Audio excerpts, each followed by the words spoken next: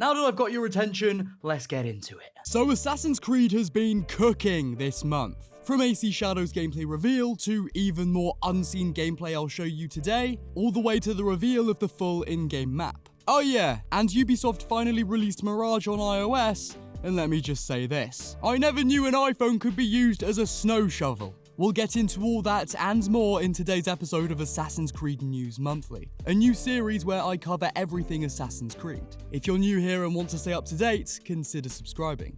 Let's get into it. So, kind of out of nowhere, Ubisoft dropped another Assassin's Creed Shadows gameplay video to their YouTube channel. This time it focuses on the world of Japan, from ancient torii gates to idyllic waterfalls and neighbouring villages. It looks pretty cool, no towns or cities though, which kinda scares me. Ubisoft also dropped a collector's edition trailer for AC Shadows. Now in this trailer, the full map for the game was shown in pretty decent detail. Cropping and enhancing this image, we can see just how big the world will be and the locations within. The game director has come out to say that the world will be on a similar scale to Assassin's Creed Origins. So pretty massive, but not on the scale of Odyssey and Valhalla. Personally, I prefer a more condensed world full of things to do, rather than a huge empty space. I guess time will tell just how prevalent content is within Shadow's open world. Moving on to pricing scandal. All this talk about collector's editions of Assassin's Creed Shadows leads me on to my next bit of news. A fairly controversial discourse surrounding AC Shadows, specifically the pricing of the game. The standard edition of Shadows comes to $69.99 US, while the gold and ultimate editions will run you up $109.99 and $129.99 respectively. That's a lot of money for a game with a few extras added. Sure, the gold and ultimate editions come with the season pass, which allows you access to 2 upcoming DLCs, but that's not every DLC. And for that price, I'd expect it all. The same thing happened with Valhalla. I remember because I bought the season pass thinking I could play all the DLCs that came after the Siege of Paris, only to be met with a "give me more money" button. Safe to say, I never played those expansions. So yeah, it's steep as hell. The price of games has gone up a lot in the last couple years, due to the fact that games are costing way more money to make, so I understand the higher price point to a degree, but I also understand Ubisoft are massive shills too, so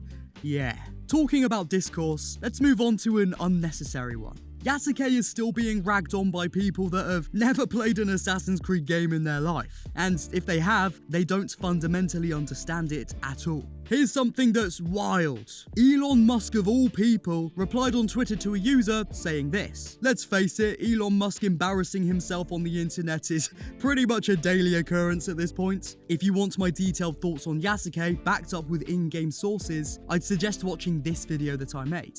After Ubisoft forward showed Assassin's Creed Shadows, I was absolutely shocked not to have seen any reveal of Assassin's Creed Infinity. According to an earlier Insider Gaming report, AC Shadows will be launched and played with the Infinity Live service. And with rumours circling around that Infinity would contain some sort of subscription model, you'd have thought Ubisoft would want to reveal Infinity at their event. My only idea is that Ubisoft know how much backlash and controversy will come from how monetized the live model will be, and so they're just going to shadow drop info on it and drip feed as much as they can without making a big thing about it. I'm guessing that's in the hopes that people who may provide pushback don't see it. I don't know though. I'll keep you guys updated as I find out more. And in our final story today, Assassin's Creed Mirage released worldwide for the iOS platform on June 6th. To my knowledge, the game runs fine, but with the obvious reduced textures and lower frame rate. iPhone 15s have been reported to overheat badly when playing these AAA games, so it's likely no different with AC Mirage. Like I said at the beginning of the video, they can get so hot that you can probably melt all the snow in your driveway this winter. If you've been playing Assassin's Creed Mirage or any other AAA game on your iPhone, comment below and let us know how well it runs and how hot it gets. Well, there you have it, everything Assassin's Creed in June 2024. Now, I have a question for you. Do you think AC Shadows looks to be a good Assassin's Creed game? Or will it miss the mark? And what do you think of the world map? If you enjoyed this video, a like would be much appreciated, and you can subscribe to stay up to date with everything Assassin's Creed. My Twitter and Instagram are linked in the description. I love you guys, mate, the father of understanding guide us. I will see you soon. Goodbye.